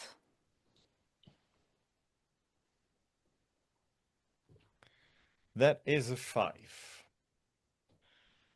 No problem. Yes, you do indeed start to pile them all down. I think it's not a complete success. I'm going to say the leader is he's separated from the rest, so he's still there, but all these flunkies are now rolling down the ugly stairs. I'm going to increase the alert the guards as well, as there's obviously quite a lot of noise and shenanigans going on, and I think with that noise as well, the hurrying of the ritual continues. So yes, most of them you've knocked out of the way, but for you, Alice, there's still the leader of the bandits, or sorry, bodyguards as they are now. He's kind of looking around, and there's like basically you and him on this stairwell, or on the corridor And- anyway, and he's walking towards you, going, "We're going to stop them things coming out of you by putting this in you," and waves his sword at you. Do I still have my 2 ectoplasm ectoplasm buddies? They're around, yes. I take my ghost key, and as he tries to stop me, I try to like dodge him, and I take the ghost key and I open him up for the ghosts, and I say, "Fresh meat sack, go and get it." Sounds amazing. Have you got the dice to back it up? You want a tune, command, finesse? I think this is a tune to put a ghost key in someone and open them up for the ghosts. I don't know. I'll let people at home comment down below on YouTube and let us know what you think it is. And I used an item, so greater effect Yes. and desperate. Yes. A 5. That's yes enough. I'm conscious of lines and veils, so they enter him, we shall say, and then there's and their feed is that enough? Do you think for our audience? Probably. the picture in our minds of what's Yeah, happening. everyone can have their own little movie going on about what that Yeah. actually means and looks like. I think that's fine, but there is a consequence to that. I think that yes, the uptick in spectral energy and other things as a result of this is going to move the ritual on even further. That's happening upstairs. So we get a little cutscene upstairs when there's someone in a sackcloth robe is shouting out over this open pool on the top of the hotel, saying, "Why will you not come to me? Why will you not speak?" And there's sort of faces appearing in the body of water beneath him that pushing them up, and they're all whispering fresh meat as the ghostly area around the words got out. Okay, so there's. I'm wondering how to do this. I'm guessing that Walt's going to pick up the body of the beggar once people convince him that it's actually Song and bring it with you, so we don't leave Song behind. Oh yeah, definitely. And then we've also got Moira, who's looking horrified at what's happening, but doesn't know what to do with herself apart from hang around with you all. So she's coming as well. Okay, you're going to just, what now, rush upstairs, or have you got some other thing in mind? We're going to rush. Okay, conscious of time and not wanting to leave our good co-host guy sat here too long out of the action, let's press forward towards the top floor, shall we? So, everybody else at home, I imagine, can envisage the various levels of security that get better as you go up, the more magical wards and protections, and now our protagonists have to push their way through to do that. I think the main barrier to getting to the rooftop gardens and getting to stop this ritual or recover your candelabra, which is the main goal after all, is going to be to fight your way through the ghosts and magical traps and protections and things that the cult of the drowned queen have put in place. So this is going to be a group attune roll, and you can choose who it is that leads you, but you'll all have to roll to try and keep yourselves together as you push your way through to the top. Shall I lead us? Yes. You'll be glad I'm unconscious. It'll Not take rolling. less stress now. By 0 attune. Yeah. I slap on my fine spirit masks, which gives me better insight to the horrors we have to confront. And yeah, I start running. Excellent. And, Well, can you all make an attune roll for me, and we'll take the best one for your group, and every 3 or less results that the others get gives you a stress. Is it desperate? It is definitely desperate. So you can all have an XP there, which is nice. And 0 points, but I still got a 5. So. Oh, I got a 5. Ooh. Nice. It would have been nice, but we have to take the lowest of Echo's rolls, which is the 1. Yes. So Ah. you do take a stress for that, unfortunately. I think it was my first 6 during the game. You don't get to use I'm it. sorry. And I don't even get to use it. I also take a stress for Walt, right?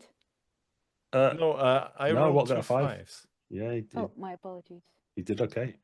Yeah, so I think at one stage, probably the penultimate floor, there's just a moment when Echo's about to leap out of the window, burbling something about going home, and you manage to grab her and pull her back in again and get her back to sense before eventually you burst out on the roof of the Doskvol tower. You can see the other 5 towers around, arranged like fingers of a long dead stone giant's hand pointing at the grey, pregnant sky, thick with black, oily clouds that roil and seem to have faces in them staring angrily down at you. The majority of the roof has been taken over by pots and trenches and things filled with vegetables and plants of all sorts of things, and a pool that sits in the centre filled with a brackish black and green water covered in a sort of scum that's now being pushed by spectral hands and coming up in lumps. Assembled around, there are 20 cultists from the Queen of the Drowned, or the Drowned Queen, depending on which particular faction you belong to.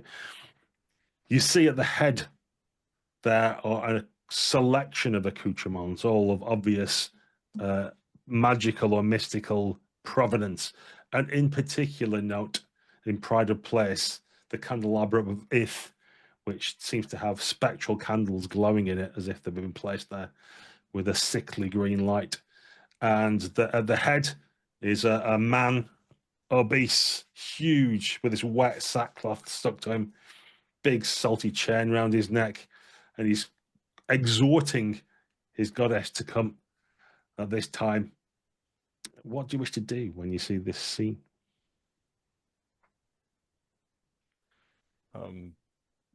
First of all, putting song down carefully somewhere in the corner.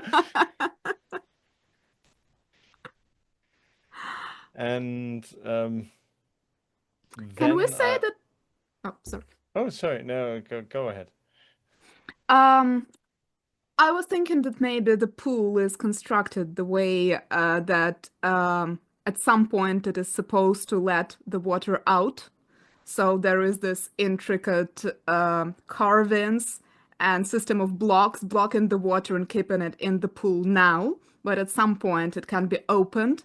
So I'm thinking if we could open it before the goddess is summoned and let the water out, that might disrupt the ritual. And I'm not sure what to roll. Studying to find it or prowl to If you want to try and spend, manipulate it. if you want to spend 2 stress, I'll say that you went to the city hall and found the plans for this place and the I would mechanism. love to. So you've got that. Okay, so can I point it out to Walt saying like, pull that lever, hoping that it will I will release the punch water. that lever, as you said. Okay. Do you want to make it a desperate roll for me to wreck this ritual, basically, by letting the Sure. goddess out before she's here properly? The rest of the cult are obviously completely absorbed by their prayers and rituals. So I roll another 6, so Yay! yeah, it just doesn't feel like it's moving at first, but you just put your back into it, basically. And you don't think it'll ever close again by the time you finish, but it's now well and truly opened. And there's howls of anguish as the water just bursts out and pours down the side of the tower. The ritual is obviously spoiled. There's cries come up from 20 voices around the pool. And then the huge, corpulent head of the cult points in your direction as you're there with your broken handle. Says him. It was him. And many pairs of eyes turn to stare at you. Look there! And I point behind him, and then I throw the handle at him.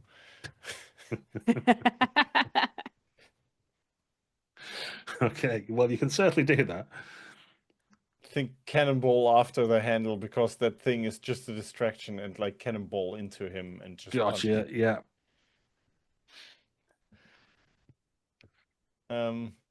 Guess that is a skirmish then? I think that's what we'll go for, yeah. Is he going to rush up and literally Right. manhandle him? Guess desperate. Yeah. A 5. Okay, you definitely got your hands on him, but he's stronger than he looks. So the two of you kind of rolling about precariously right on the edge of the building, the lip of the building, like you might follow the water that's gone off the side, it looks like. As a consequence, I'm going to tick up my clock for the circle of flame, and we're now getting closer behind. They can hear the shouts and have redoubled their efforts to get past all the obstacles that you put in their way. Moira, who's amongst you, rushes round, and you can see her furtively, like looking amongst all the different magical objects and other accoutrements that are there, trying to like grasp some stuff, and see her like reaching towards the candelabra but can't quite get to it before a cultist grabs her by the back of the hair and pulls her back. What do the rest of you do? I want to try and position myself on some sort of height and make a lasso and grab the candelabra with a lasso. Sounds amazing. I know you're gonna ask for some dice. And then I'm going to ask you what you want to use for that. Yeah. I think it's really sort of finessing, kind of a That's what I sleight of was hand. thinking too, yeah. Yeah. Okay, let's go for that. Do you want like a devil's bargain, or do you want some help from someone, or are you going to push yourself by spending stress? Sure, I want something. Tell me. Devil's bargain sounds fun. Let's do that. I'll say the devil's bargain is that you'll also lasso a cursed item, which you'll take with you. Lovely. Done. Have a free dice with no consequences whatsoever. Is it risky or desperate? This is desperate. Okay. It's a 5. 5's good enough. You do indeed last week. You note as you pull it up, like happily, there's some kind of medallion that had been like strung over it as well, which is like free loot, right? Why wouldn't you just take that as well? As the consequence, as it may start to come now, is I'm going to press up the circle of the flame are getting ever closer, especially as they sense more magical items being manipulated around and waved around in the air even. And you all start to feel the floor beneath you even start to get warm. And out of the stairwell that comes up, there's a reddish gold light that's starting to emanate, flickering as if there was a huge fire. I would like to do a flashback Sure. of the abseiling gear we brought with the knowledge that there was a tower. Yeah, you've got extra abseiling gear. That's the problem. Yes. I think that's just one stress, because that seems like a sensible thing you would have done for this. And can I do something else?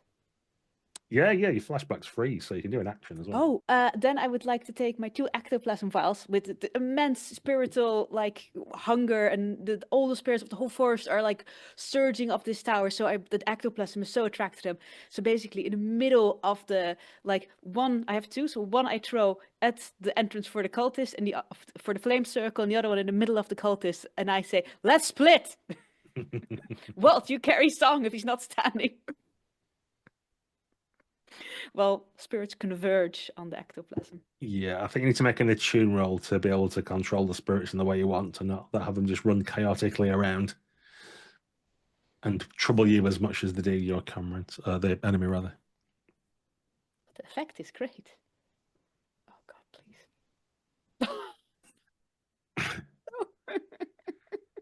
It's fine. It still works. It's a great effect because you use your spirit vial. So now there's more ghosts around. There's just this hellish scene on top of the towers. You can see from down below there's like a cut scene where he's looking up and there's just these flames and ghosts swirling around and water's pouring down, and there's like everybody's just kind of craning up to see what's going on the top of this tower, which is amazing. As a consequence, I think it's only fair to fill in my last segment of the Circle of the Flame. So, although ghosts appear from your ectoplasmic vial, someone steps out in like basically cloth of gold cloak, is wearing these mint white clothes that seem unaffected by the sullied tower. There's no dirt on him at all. He has golden hair that's sort of flying of its own volition, and he's carrying with him a rod that just holds out in front of him that the ghosts immediately sort of back round from as he steps forward, scanning about the place, and flame seems to flicker within his eyes. Okay, Walt, a bunch of cultists are looking in your direction. The Circle of the Flame have arrived. There's ghosts everywhere. The candelabra's been yoinked. What do you want to do? I think if I get the message that the candelabra has been yoinked and we have a clear way out of here, I will just try to get rid of this guy that I just tackled, throw him at the Circle of the Flame wizard. Like, take him, throw him over, ideally by just drinking my rage essence vial, like smashing it in my face. Going full on rage, taking him, throwing him over, and then grab the abseiling zeil and just go, whoop, like special forces, go 20 floors down the tower. That sounds a lot. What are you doing to them? First of all, throwing the guy at the mage. I think that is the first step. We need to break this down to steps, right? Yeah, exactly. So that would be, I guess, skirmish or wreck. Yeah, I think it is carefully applied sabotage, isn't it? I'm going to call that, or creating distractions and chaos. So yeah, I think it's wreck. Yeah. Okay. And I use my Rage Essence vial, which makes the effect bigger, or Yeah, you can use it to increase effect um, because he's not on his okay. own. Yes. Let's see what I get for that. 4. That's still a success with a caveat. Yep, it's a success. You hurl him towards the circle of the flame leader. I guess we'll call him for now, since you don't know his name. And the circle of the flame magus lets out a gout of flame from his hand, which incinerates his opponents and just turns into ash in the air. It takes a little while because he's so wet that actually he doesn't manage to completely consume the body with his flames before the like half-burned body hits him and knocks him down the stairs. And there's Grand Magus, are you okay? Oh, what's happened? You fools, get off me, get up there and get that, secure the items. And there's a bit of shouting, and it wasn't quite as perhaps imperious and glorious as he was hoping it to be with an instant disruption. But yes, you've definitely like knocked them out of the way for now. The trouble is, I think by now, because all the cultists have got their act together, you're going to get stabbed quite a lot. So you're going to take 2 harm as various wavy knives are thrust into your side from a bunch of cultists around you. Okay. Is it a level 2 harm or 2 level 1 harms? It's a level 2 harm, unless you want to, of course, try and resist it. I've worked out what the rule is while we've been doing other things. So you were pleased or despair to know, Guy, that for getting a 1 that you got anyway, you would take 3 stress, which would be enough to take you out regardless. So Yeah. it doesn't make any difference which set of rules we were using, to be fair. So I just take the stab wounds. Can I mark an armor to reduce that, maybe? Yes, you can. Cool. So that would then be just a level 1 harm. Yeah. Okay, cool. Stab cuts. No, then I will do that. Like stand there and just take the few knives that I get. But it's not the first time, is it? Yeah. It's not the first time.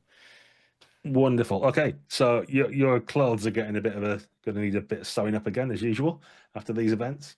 How about the rest of you? Echo, you've got the candelabra.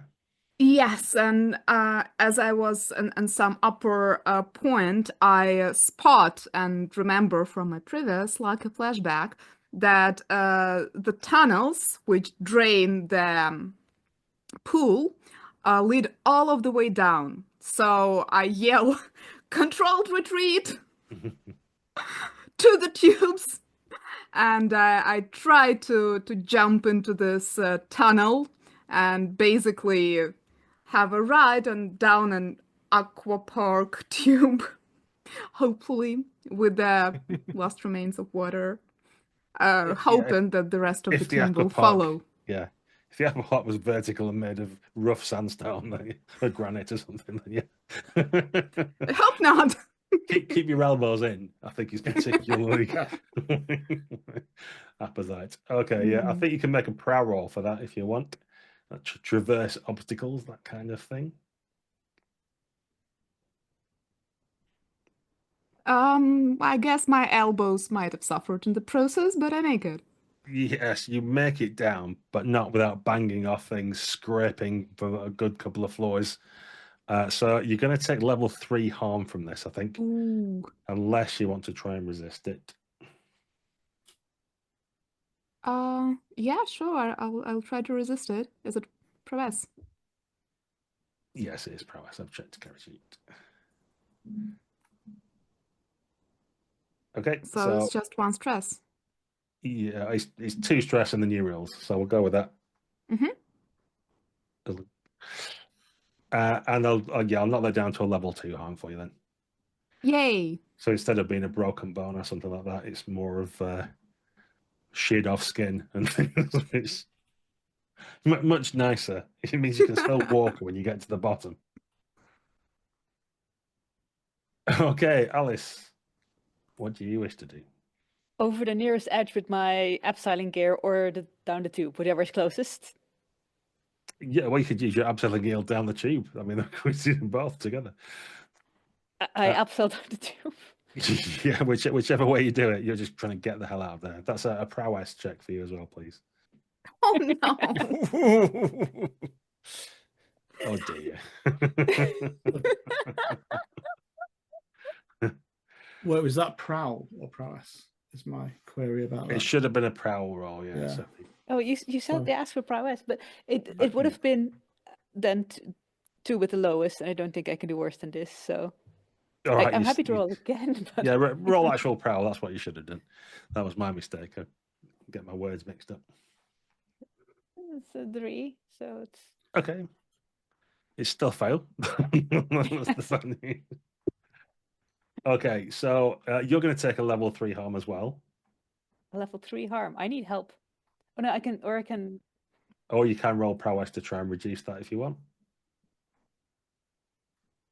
And it is prowess this time. Yeah, I can't. Oh, Ooh. Nice. Happy Mr. days. Hush loops me in ectoplasm. So you just take 1 stress, is the way the rules work now. You're still going to take level 2 harm. I'm going to say a sprained ankle, and you actually didn't succeed in your roll, which is the important thing we're going to. So you've got down, I think, to level 13, and that's where you get jammed. Help.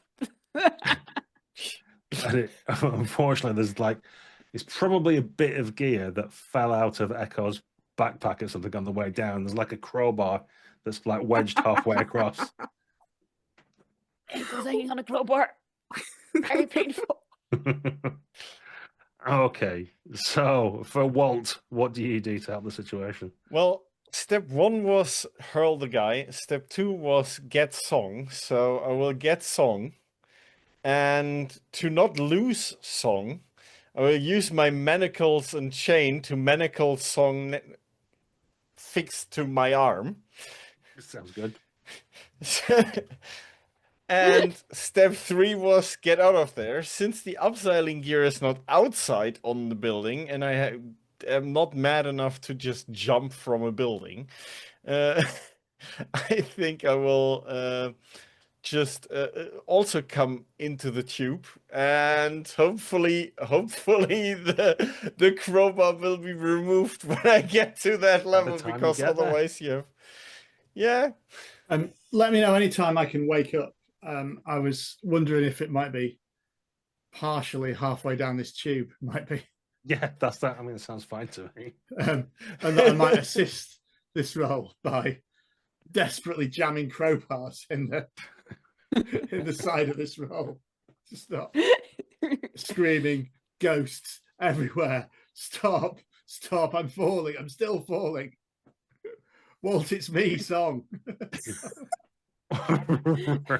Yeah. I mean, I resisted making a roll to see if Walter picked up the right body that was lying around. Yeah, just a beggar.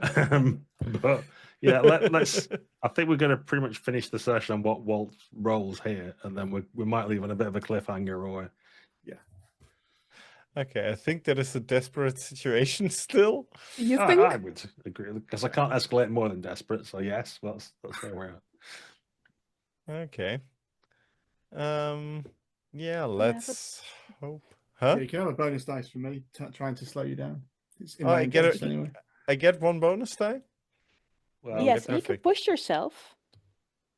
Yes, but then pushing myself will end me into trauma, because I am Okay. 1 away from getting a trauma. So Same. don't think that is a wise option. Let's see. I rolled a 2, which things go wrong. Right. which is very, Are you very all not good. stuck there in the middle?